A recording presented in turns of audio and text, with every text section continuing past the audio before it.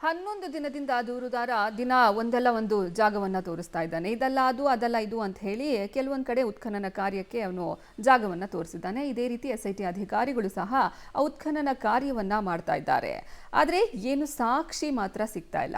ಆದರೂ ದೂರುದಾರ ತೋರಿಸುವ ಎಲ್ಲಾ ಸ್ಥಳಗಳನ್ನ ಪರಿಶೀಲನೆಗೆ ಮುಂದಾಗಿದ್ದಾರೆ. ಇವತ್ತು ಭಾನುವಾರ ಕಾರ್ಯಾಚರಣೆ ಸ್ಥಗಿತ ಆಗಲಿದ್ದು ಸೋಮವಾರ ಮತ್ತೆ ಮುಂದುವರಿಯಲಿದೆ. ಕುರಿತ ಒಂದು ಡೀಟೇಲ್ ರಿಪೋರ್ಟ್ ಇಲ್ಲಿದೆ. 11ನೇ ದಿನವೂ ಎಸ್ಐಟಿಗೆ ಸಿಗಲಿಲ್ಲ ಕುರುಹು. ಪದೇ ಪದೇ ಸ್ಥಳ ಬದಲಿಸುತ್ತಿರುವ ಅನಾಮಿಕ. ಸೋಮವಾರವೂ ಮುಂದುವರಿಯಲಿದೆ ಕಾರ್ಯಾಚರಣೆ. 11 ದಿನದಲ್ಲಿ 16ಕ್ಕೂ ಹೆಚ್ಚು ಜಾಗ ತೋರಿಸಿದ ಸ್ಥಳಗಳಲ್ಲಿ ಕಳೇಬರ ಬಿಟ್ಟು ಸಿಕ್ಕಿದ್ದು ಕಲ್ಲು, ಮಣ್ಣು, ಬಂಡೆ ಬಿಟ್ರೆ ಬೇರೇನೂ ಅಲ್ಲ. ಶನಿವಾರ ಸಹ ಮಳೆ ಮಧ್ಯೆ ಕಾಡಿಗೆ ಊಟ ತರಿಸಿಕೊಂಡು 7 ಗಂಟೆಗಳ ಕಾಲ ನಿರಂತರ ಕಾರ್ಯಾಚರಣೆ ನಡೆಸಿದ್ರು. ಎಸ್ಐಟಿಗಳ ಸ್ಥಿತಿ ಏನಿಲ್ಲ ಎಂಬಂತಾಗಿದೆ. ಪಾಯಿಂಟ್ 16 ಹಾಗೂ 16A ಎಂದು 6 ಜಾಗ ಸೇರಿ 20 ಅಡಿ ಅಗಲ, 10 ಅಡಿ ಆಳ ತೋಡಿದ್ರು ಕೂಡ there is no any clue. 10 ದಿನದಂತೆ 11ನೇ ದಿನ ಇಂದು ಅಥವಾ ನಾಳೆಯಾದರೂ ಸಿಗಬಹುದೆಂಬ ಆಕಾಂಕ್ಷೆಯಲ್ಲಿ ತೆರಳಿದ್ದಾರೆ.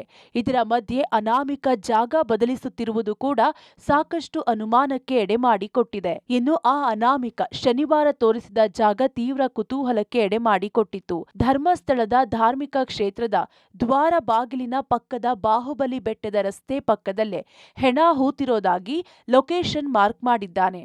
ಹಾವು ಬಳುಕಿನ ಮೈಕಟ್ಟು ರಸ್ತೆಯಲ್ಲಿ ದಶಕಗಳ ಹಿಂದೆ ಹೂತ ಹೆಣದ ಜಾಗವನ್ನ ಅದೇ ಮರ ನಿಲ್ಲಿಸಿ ಅಂತ ತಟ್ಟನೆ ಗಾಡಿ ನಿಲ್ಲಿಸಿದ್ದಾನೆ. ಮೊದಲ 10 ದಿನದ 15 ಜಾಗವು ಕಾಡಿನ ಪ್ರದೇಶ. ಆದ್ರೆ ಫಾರ್ ದಿ ಫಸ್ಟ್ ಟೈಮ್ ನಿತ್ಯ ಹಗಲಿರುಳು ನೂರಾರು ಗಾಡಿ ಓಡಾಡೋ ರೋಡ್ ಪಕ್ಕವೇ ಕೋರ್ಟ್ ಗೈಡ್ಲೈನ್ಸ್ ಬೇರೆ ಇದೆ ಅಂತ ಆತ ತೋರಿಸಿದ್ದ ಜಾಗದಲ್ಲಿ ಎಸ್ಐಟಿ ಜೆಸಿಬಿ ಹಾಕ್ಸಿದ್ರೆ ಮತ್ತದೇ ಏನಿಲ್ಲ ಕತೆ.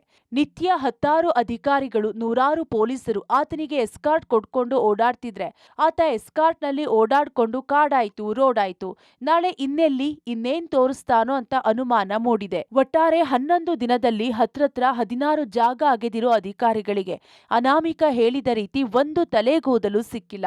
ಹೀಗಾಗಿ ಈತನ ನಡೆ ಮೇಲೆ ಅನುಮಾನ ಮೂಡಿದಂತಿದೆ. ಭಾನುವಾರವಾದ ಕಾರಣ ಎಸ್ಐಟಿ ಕಾರ್ಯಾಚರಣೆ ಸ್ಥಗಿತ ಮಾಡಲಾಗಿದೆ. ಸೋಮವಾರವಾದರೂ ಏನಾದರೂ ಸಿಗುತ್ತಾ ಅಂತ ಕಾಯುವಂತಾಗಿದೆ. ದೀಪಕ್ ಜೊತೆ ನಾರಾಯಣಗೌಡ, ಪಬ್ಲಿಕ್ ಟಿವಿ, ಮಂಗಳೂರು.